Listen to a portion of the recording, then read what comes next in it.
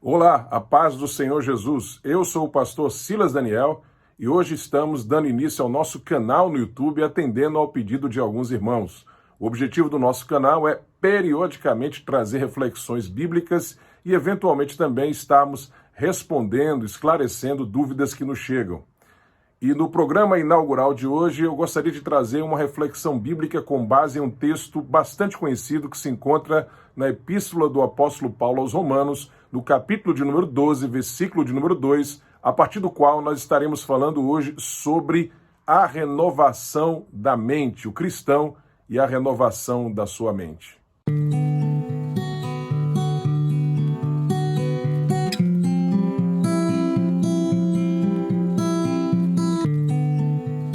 E não vos conformeis com este mundo, mas transformai-vos pela renovação do vosso entendimento, para que experimenteis qual seja a boa, agradável e perfeita vontade de Deus. Nesse texto nós encontramos o apóstolo Paulo enfatizando a necessidade imperiosa que cada cristão tem de renovar a sua mente. Nessa passagem ele enfatiza essa necessidade, apresentando 3 razões cruciais, fundamentais para o crente renovar a sua mente. A primeira delas é que quando nós renovamos a nossa mente, nós não corremos o perigo de nos conformarmos com o mundo.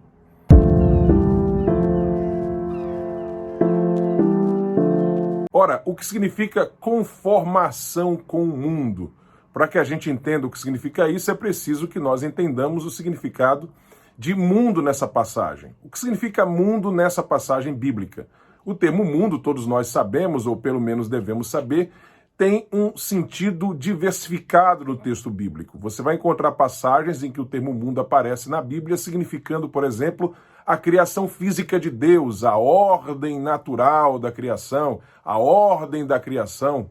Você vai encontrar esse termo sendo usado especificamente para se referir ao planeta em que nós vivemos, mas você vai encontrar também algumas passagens onde ele se refere ao universo, ao cosmos, a toda a ordem da criação divina, a criação física de Deus. Por exemplo, na primeira epístola de Pedro, capítulo de número 1, versículo de número 20, nós encontramos Pedro falando antes da fundação do mundo.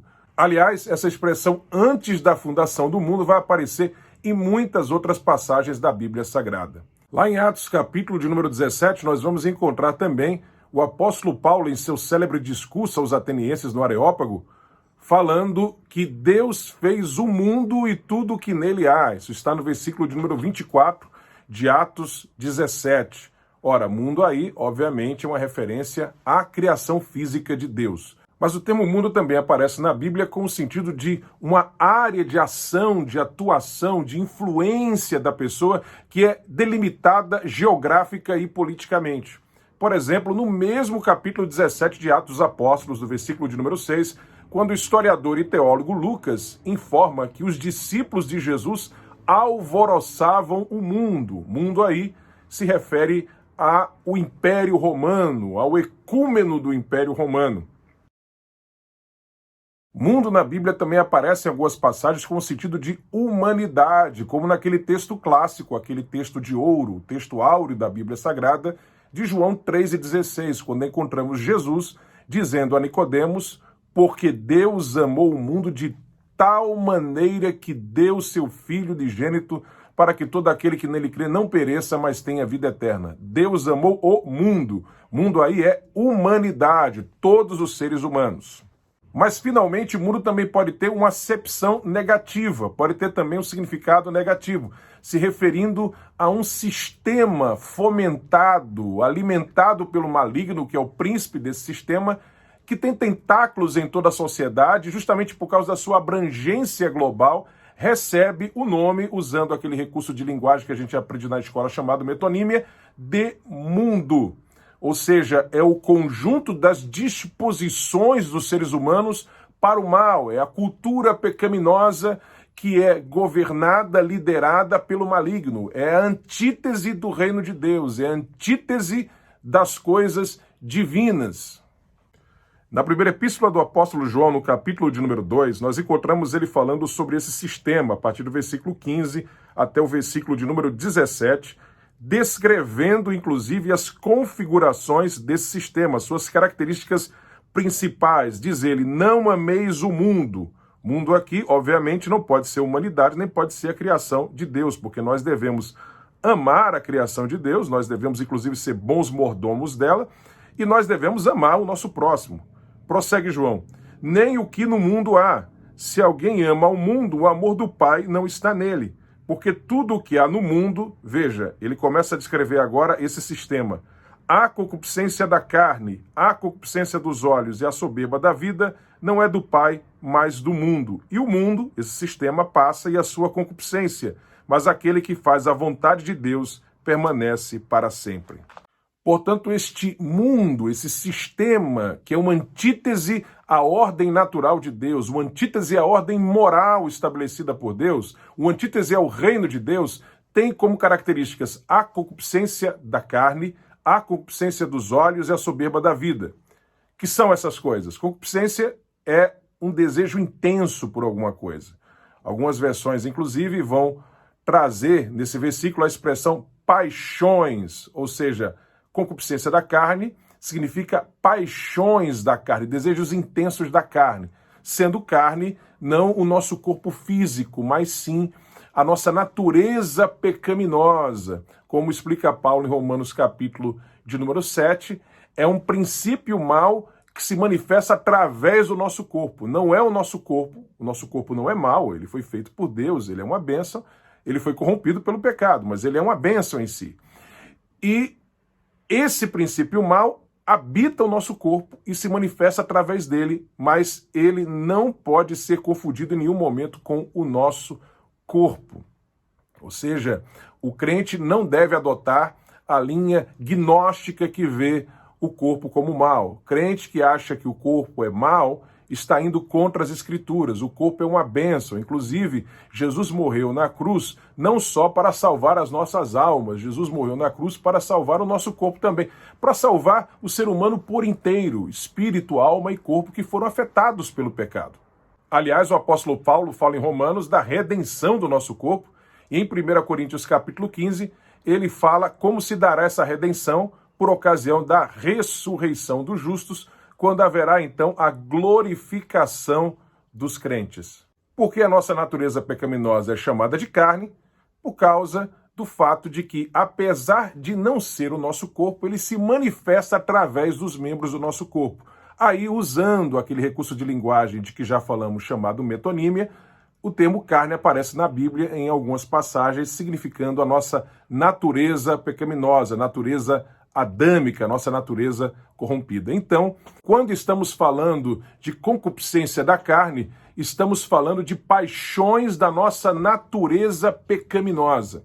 E o que significa concupiscência dos olhos? Concupiscência dos olhos significa ser aprisionado por aquilo que você vê, ser escravizado pelo que você vê. Significa materialismo, significa valorizar mais o rótulo do que o conteúdo, significa valorizar mais a aparência do que a essência, significa você valorizar mais a estética do que a ética. Enfim, tudo isso está embutido na ideia de concupiscência dos olhos. E finalmente nós temos a soberba da vida, que é o quê? É a arrogância, é a vaidade, é o egocentrismo, é a egolatria.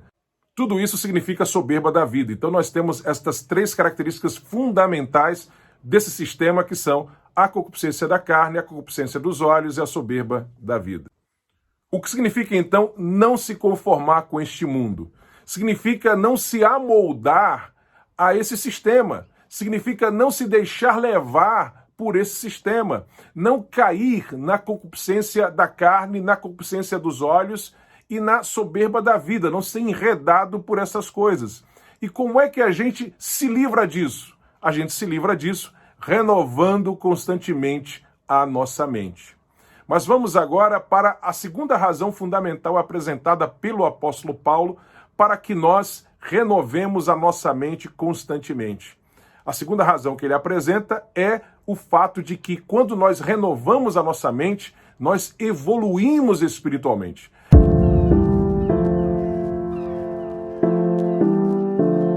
Veja que ele fala, e não vos conformeis com este mundo, mas transformai-vos pela renovação do vosso entendimento. Essa transformação significa uma evolução.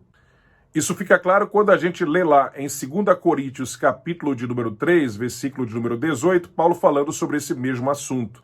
Ele diz, mas todos nós, com cara descoberta, ele está se referindo a quem? A crentes. Somente pode ter a cara descoberta aquele que foi convertido. Diz o versículo de número 16, mas quando se converterem ao Senhor, então o véu se tirará. E aí no versículo 18 ele diz, mas todos nós com cara descoberta, ou seja, salvos em Cristo, pessoas regeneradas, porque a transformação de que Paulo fala não diz respeito à regeneração, a regeneração é algo imediato, já essa transformação é um processo, é algo gradual. Ele diz, refletindo como um espelho a glória do Senhor, somos transformados de glória em glória. Veja que é um processo, step by step, de glória em glória, passo a passo. É uma evolução, desenvolvimento, na mesma imagem como pelo Espírito do Senhor. Como eu costumo dizer, Deus não é Deus apenas de propósitos, Deus é Deus de processos. Essa transformação, volto a frisar, não diz respeito à regeneração. Regeneração é quando é gerada uma nova natureza de ordem espiritual em nós, através da ação inconfundível do Espírito Santo, quando nós atendemos ao chamado divino para a salvação. Então, regeneração é uma coisa, essa transformação é outra coisa. Essa transformação só é possível para quem já teve o véu retirado, para quem já é convertido, ok? Então vamos lá.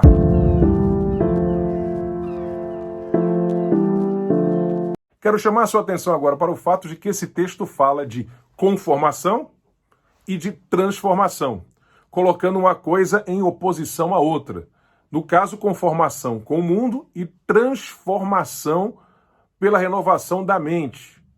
A conformação não é algo que se dá de dentro para fora, é algo que se dá de fora para dentro. Aliás, a melhor tradução desse texto seria amoldar-se. Inclusive é isso que nós vemos em algumas versões da Bíblia em português. O termo que aparece ali no original grego traz na sua estrutura a palavrinha esquema, que se refere ao quê? A uma mudança exterior, a algo que vem de fora e nós acabamos nos amoldando a essa coisa que não tem nada a ver com a nossa essência, do que está aqui dentro, não tem nada a ver com o que nós somos, porque nós nascemos de novo, através do Evangelho de Cristo, e temos uma nova natureza, e quando nós nos conformamos com o mundo, nós passamos, então, a viver de uma forma que se choca frontalmente com aquilo que nós somos agora em Cristo. Agora, quando nós vemos o termo transformação, lá no original, nós percebemos que esse vocábulo tem em sua estrutura a palavrinha morfe, que fala de uma mudança interior, ou seja, é algo de dentro para fora, é algo que está dentro e que é manifestado do lado de fora. Quando você aceita Jesus, você tem ali, em potencial, grandes coisas para serem desenvolvidas em você e que precisam ser desenvolvidas. E é através da renovação da sua mente que aquilo que está em potencial em você, porque você agora tem uma nova natureza em Cristo, é desenvolvido. E aí você passa a crescer espiritualmente, a ser aperfeiçoado espiritualmente. Por isso Paulo diz transformação de glória em glória, ok? Você já é salvo em Cristo, mas você tem uma natureza de ordem espiritual que precisa ser explorada em toda a sua potencialidade, desenvolvida, evoluída. E para que isso aconteça, para que você não seja constantemente uma pessoa imatura espiritualmente, é preciso que você renove constantemente a sua mente. Mas a terceira razão fundamental apresentada pelo apóstolo Paulo para que nós renovemos a nossa mente é que, dessa forma, nós experimentamos qual seja a boa, agradável e perfeita vontade de Deus.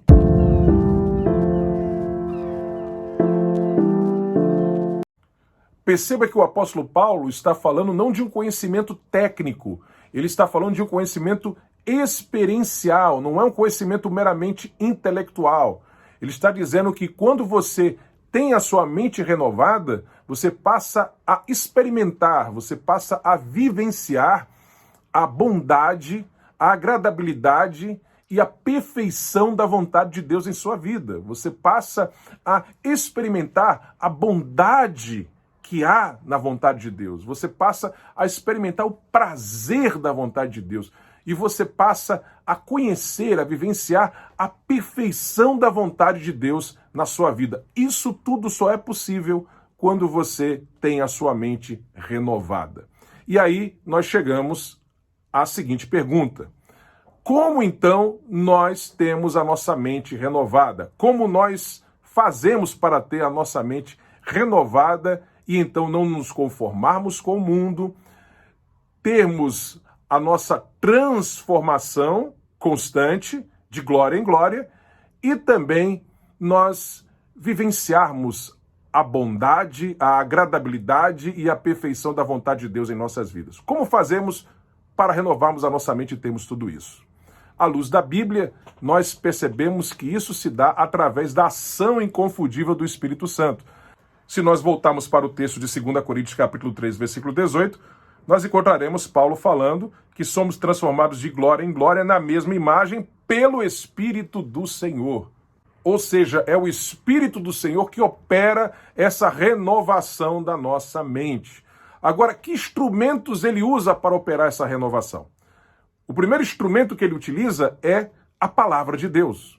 A palavra de Deus é o grande instrumento usado pelo Espírito Santo para renovar a nossa mente. Você se lembra do que está escrito no capítulo 1 do livro de Salmos? Lá está escrito que bem-aventurado aquele que não anda segundo o conselho dos ímpios, não se detém no caminho dos pecadores e não se assenta na roda dos escarnecedores, antes tem o seu prazer na lei do Senhor e nela medita de dia e de noite.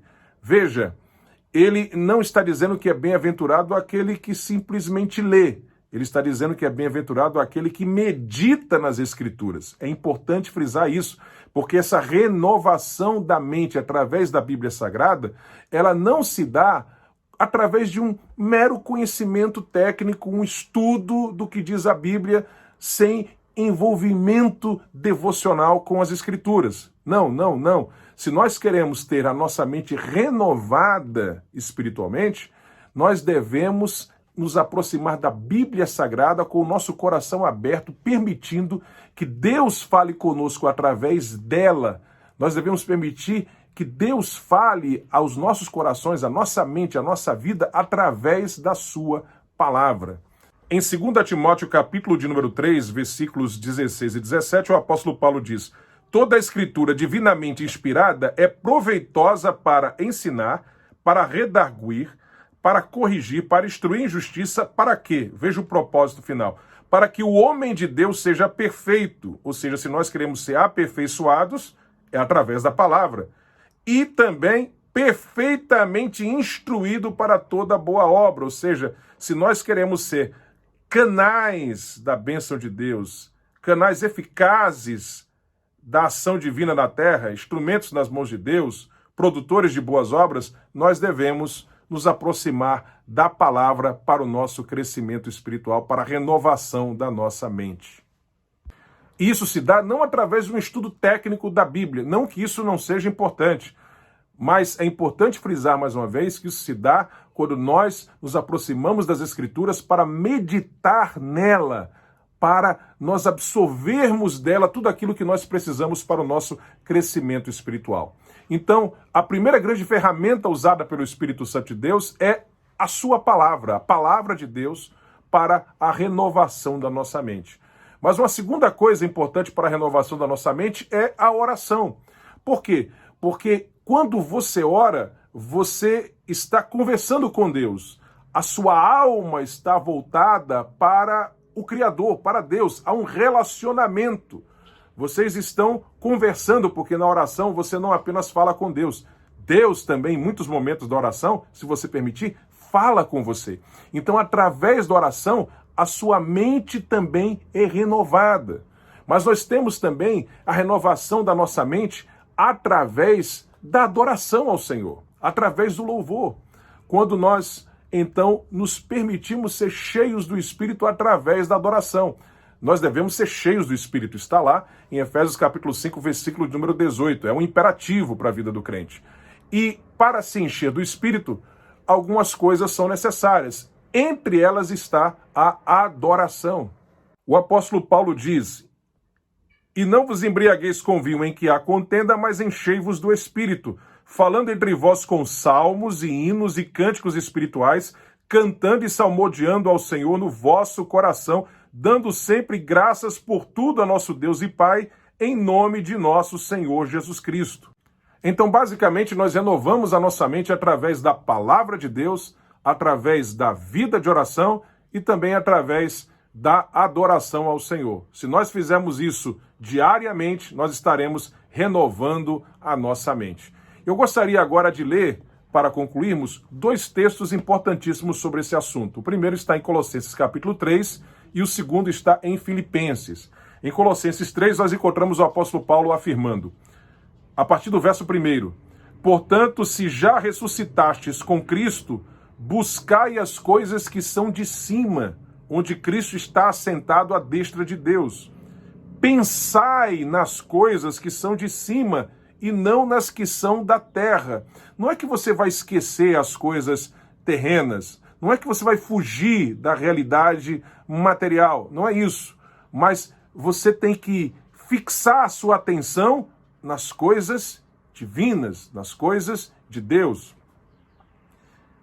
Quando ele fala das coisas da terra, obviamente, ele está se referindo principalmente a essas coisas que dizem respeito ao mundo no sentido negativo, né?